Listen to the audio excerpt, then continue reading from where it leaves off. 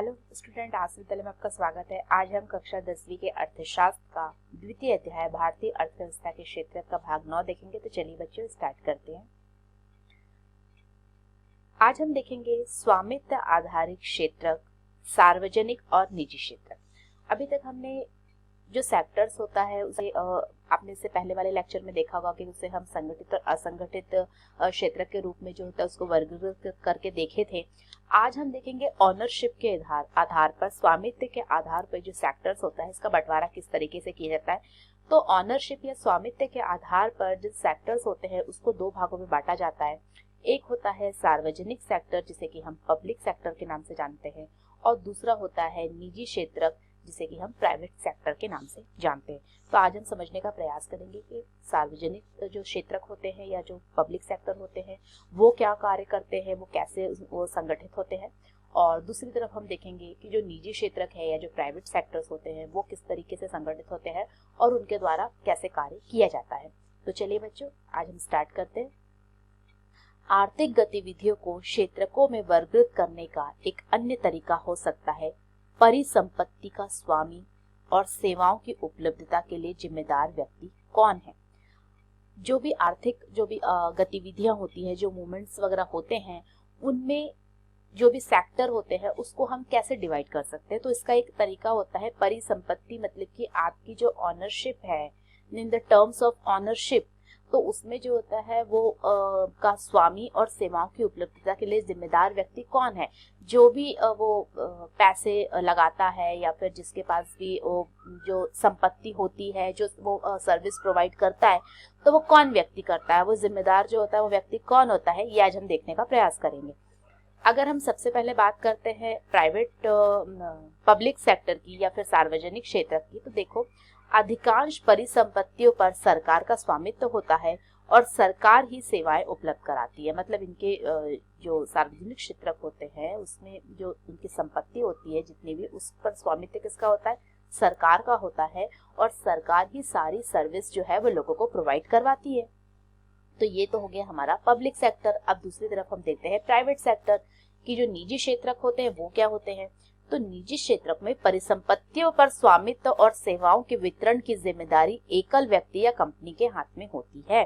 तो इसमें जितने भी जो इनकी संपत्ति होती है उस पर स्वामित्व और जो भी वो सर्विस प्रोवाइड करवाती हैं उन सबकी जिम्मेदारी क्या होती है, किसी एक व्यक्ति या फिर कंपनी के हाथ में होती है, यहाँ पे सरकार के हाथ में नहीं होती है। तो बच्चों एक चीज बहुत अच्छे से याद रखना, जहाँ पर भी परिसंपत्ति और सेवाओं की जो जिम्मेदारी होती है, अगर वो सेवाएं उपलब्ध कराती है सरकार, तो ऐसी सारी कंपनी मतलब जो होंगे सेक्टर्स, उसे हम कहाँ रखेंगे, उसे हम सार्वजनिक क्षेत्र के पब्लिक सेक्टर के अंतर्गत रखेंगे। लेकिन जहाँ पर जो भी सर्विस वो प्रोवाइड करा रहे हैं और जो उनकी संपत्ति है उस पर किसी एक व्यक्ति या कंपनी का अधिकार होता है, तो ऐसे क्षेत्र को हम किसके अंतर्गत रखेंगे, ये होगा निजी क्षेत्र या प्राइवेट सेक्टर। ठीक है, मेरे ख्याल से आप लोग को समझ आ गया होगा। आगे हम और समझने का प्रयास करते हैं। अगर हम सरकारी कंपनी की बात करते हैं, जब हम सार्वजनिक क्षेत्र की बात करते हैं, तो पब्लिक सेक्टर में क्या क्या आता है। देखो आपका रेलवे है, आपका पोस्ट ऑफिस, डाकघर, ये सब सार्वजनिक क्षेत्र के उदाहरण हैं। हम जानते हैं कि जो रेलवे है, जो इतना बड़ा जो जॉब भारतीयों, अगर हम इंडियन रेलवे की बात करें तो सबसे ज्यादा जो है जॉब जनरेट करता है, तो इतने लोगों को एम्प्लॉयमेंट देता है। तो ये रेलवे और डाकघर ये सब क्या है, ये सार्वजनिक क्षेत्र है, ये आपके पब्लिक सेक्टर्स आते हैं।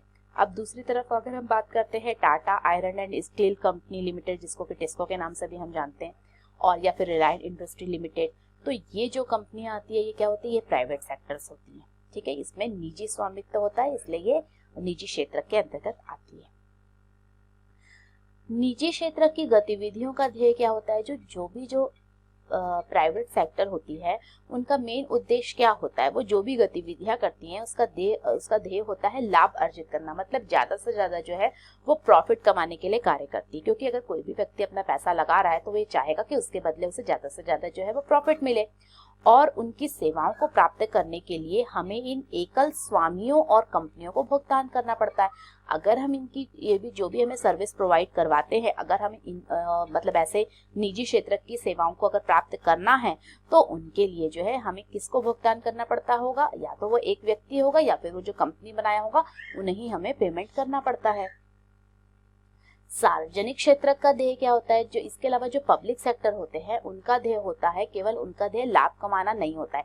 जिस तरीके से हमने देखा कि जो प्राइवेट सेक्टर होते हैं वो क्या करते हैं, वो केवल लाभ के उद्देश्य से कार्य करते हैं, लेकिन जो पब्लिक सेक्टर होते हैं उनका यह उद्देश्य नहीं होता है कि हमें सिर्फ लाभ ही कमाना एकमात्र उद्देश्य नहीं होता है। सरकारी सेवाओं पर किए गए व्यय की भरपाई करों और अन्य तरीकों से करती है। सरकार जो होती है, जो भी हमें सर्विस प्रोवाइड करवाती है, तो उन पर जो वो व्यय करती है उसकी भरपाई वो लोगों को कैसे करती है, तो गवर्नमेंट आपको पता है कि वो टैक्स लेती है। तो ये जो टैक्स वगैरह जो अन्य तरीके होते हैं उससे वो लोगों से पैसा लेती है, लेकिन उस पैसे का कहाँ पर वो यूज करती है, लोगों को सर्विस, अच्छे से अच्छी सर्विस देने के लिए ही उनका यूज करती है। अगर हम आधुनिक या आज के दिनों की बात करते हैं तो सरकार में सभी तरह की गतिविधियों पर व्यय करती है। कुछ दिनों आधुनिक दिनों में सरकार सभी बहुत सारी गतिविधियां होती है जिस पर कि सरकार जो है वो व्यय उसको करना पड़ता है। कई ऐसी चीजें हैं जिनकी आवश्यकता समाज के सभी सदस्यों को होती है, परंतु उन्हें निजी क्षेत्र उचित कीमत पर उपलब्ध नहीं कराते। बहुत सारी ऐसी चीजें होती है, जैसे कि आपको बिजली की आवश्यकता है, जल की आवश्यकता है, तो ये सबको ही आवश्यकता होती है। समाज के सभी तबके के लोग, चाहे वो गरीब हो चाहे वो अमीर हो, इन सभी लोगों की आवश्यकता होती है। तो ऐसी चीजें जो है अगर हम प्राइवेट कंपनी वालों से जाके लेंगे तो वो उचित कीमत पर जो होता है, जो हमें एक अच्छी कीमत पे नहीं मिल पाएगा, बहुत ज्यादा हाई रेट होगा उनका, तो सबके लिए पॉसिबल नहीं होता है ना कि वो इन सब चीजों को ले सके। इन चीजों का इस्तेमाल करने वाले हजारों लोगों से पैसा एकत्रित करना भी आसान नहीं है। फिर यदि वे चीजों को उपलब्ध कराते हैं तो वे इसकी उचित कीमत वसूलते हैं। अगर प्राइवेट जो सेक्टर है, अगर वो इन सब चीजों को, जो बुनियादी चीजें हैं जो लोगों को आवश्यकता होती है, अगर वो उनको उपलब्ध कराते भी हैं तो वो क्या लेंगे, इससे वो ज्यादा से ज्यादा क्योंकि प्रॉफिट कमाना चाहेंगे, इसलिए वो जो कीमत रखेंगे, जो प्राइस रखेंगे वो बहुत हाई रखेंगे। तो जब वो ज्यादा ऊंची कीमत लेंगे तो सब जो समुदाय या जो तबके के लोग हैं उनके लिए तो यह पॉसिबल नहीं हो पाएगा कि सब लोग उसको खरीद सके। जैसे कि अगर हम बात करते हैं सड़कों की, पुलों की, जो ब्रिज आपके बनते हैं, रेलवे है, पंतनों है, बिजली है आदि का निर्माण और बांध आदि से सिंचाई की सुविधा उपलब्ध कराना, तो ये सारी चीजें जो है ये सभी लोगों को चाहिए। भाई सड़क चाहिए, आपको ब्रिज चाहिए, रेलवे चाहिए, आपको इलेक्ट्रिसिटी चाहिए, बांध चाहिए सिंचाई के लिए, तो ये सारी चीजें जो हैं अगर हम प्राइवेट कंपनी वालों से लेंगे तो लोगों को बहुत ज्यादा कॉस्ट देना पड़ेगा। तो इसीलिए सरकार ऐसे भारी व्यय स्वयं उठाती है। इसलिए सरकार ये जिम्मेदारी लेती है कि ऐसे जो भी जो इम्पोर्टेंट चीजें हैं और जो ऐसे व्यय है जो बहुत ज्यादा उनकी कीमत देनी पड़ेगी, तो इनका भार वो स्वयं उठाती है और लोगों के लिए इन सुविधाओं को सुनिश्चित करती है ताकि सभी लोगों को ये सुविधाएं प्राप्त हो सके। कुछ ऐसी गतिविधियां होती है जिन्हें सरकारी समर्थन की जरूरत पड़ती है। निजी क्षेत्र उन उत्पादनों अथवा व्यवसायों को तब तक जारी नहीं रख सकते जब तक सरकार उन्हें प्रोत्साहित नहीं करती है।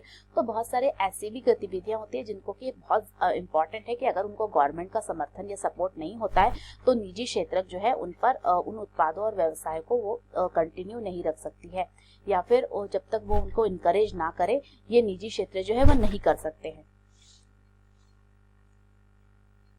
या जब तक कि सरकार जो है वो निजी सेक्टरों को प्रोत्साहित नहीं करे, इनकरेज नहीं करे, तब तक वो ये कार्य नहीं कर सकते हैं। जैसे कि उत्पादन मूल्य पर बिजली की बिक्री से बहुत से उद्योगों में वस्तुओं की उत्पादन लागत में वृद्धि हो सकती है। अनेक इकाइयां, विशेषकर लघु इकाइयां बंद तक हो सकती है। जैसे कि अगर हम देखते हैं बिजली एक ऐसी चीज है, देखो बिजली एक ऐसी चीज है जिसकी सभी को आवश्यकता होती है। आप सोच सकते हो बिना बिजली के आप जीवन की कल्पना कर सकते हो? नहीं कर सकते हो। अगर ये बिजली की बिक्री से बहुत से उद्योगों की उत्पादन लागत में वृद्धि होती है, उत्पादन लागत जो होता है वो बढ़ता है।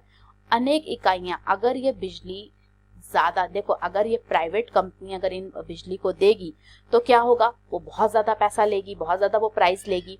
अब क्या जो छोटे छोटे जो स्मॉल स्केल इंडस्ट्रीज वगैरह है, जो लघु इकाइयां हैं, जो गरीब किसान है या जो गरीब लोग हैं, तबके के लोग हैं, क्या वो इतनी ऊंची कीमत दे सकते हैं? नहीं दे सकते हैं। तो इसीलिए सरकार जो है वो इन कंपनियों से, प्राइवेट कंपनियों से जो है वो बिजली वगैरह जो बनाती हैं उनसे वो बिजली खरीदती है और फिर उसे जो है अपना स्वयं पर जो होता है वो ये भार लेती है और एक उचित मूल्य पर इन लोगों को वो जो विशेषकर जो लघु इकाइयां होती है, जो गरीब लोग होते हैं, जो सब लोग हैं, उनके लिए एक उचित कीमत पर यह बिजली जो है वो उपलब्ध कराती है। क्योंकि देखिए अगर अब गवर्नमेंट जिस हिसाब से हमको जो बिजली का जो रेट प्रोवाइड करवा रही है, तभी जो है आज हम अफोर्डेबल है कि हम हम उसको बिजली यूज कर सकते हैं। लेकिन अगर ये सारी चीजें प्राइवेट अपने हाथों में ले लेती तो क्या आपको संभव हो पाता? नहीं। इलेक्ट्रिसिटी बिल और ये सब इतना ज्यादा होता कि लोग जो है इसको नहीं चुका सकते थे। तो या तो वो लघु इकाइयां बंद हो जाएंगी या तो जो गरीब है उनके घर में अंधेरा छा जाएगा।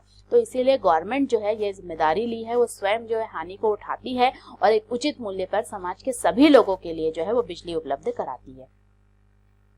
सरकार उस दर पर बिजली उत्पादन और वितरण के लिए कदम उठाती है जिस पर ये उद्योग बिजली खरीद सकते हैं। सरकार लागत का कुछ अंश वहन करती है। जैसा कि मैंने आपको बताया कि सरकार जो है बिजली का उत्पादन और वितरण के लिए कदम उठाती है और ये जो करती है सरकार, वो बिजली उद्योग मतलब इस रेट पर वो बिजली देती है ताकि ये लोग जो होता है वो बिजली खरीद सकें और इसका कुछ लागत जो होता है, अंश जो होता है, उसको वहन भी करना पड़ता है। सरकार ये हानि उठाते हुए जो है लोगों को ये सुविधाएं उपलब्ध करवाती है। इसी प्रकार अगर हम बात करते हैं भारत जो होता है, सरकार जो है वो किसानों से उचित मूल्य पर गेहूं और चावल खरीदती है। उचित मूल्य पर गेहूं और चावल मतलब कि क्या करती है कि वो किसानों को एक अच्छा पैसा देती है और उस पैसे पे गेहूं और चावल खरीद लेती है और वो खरीद कर इसे अपने गोदामों में भंडारित करती है।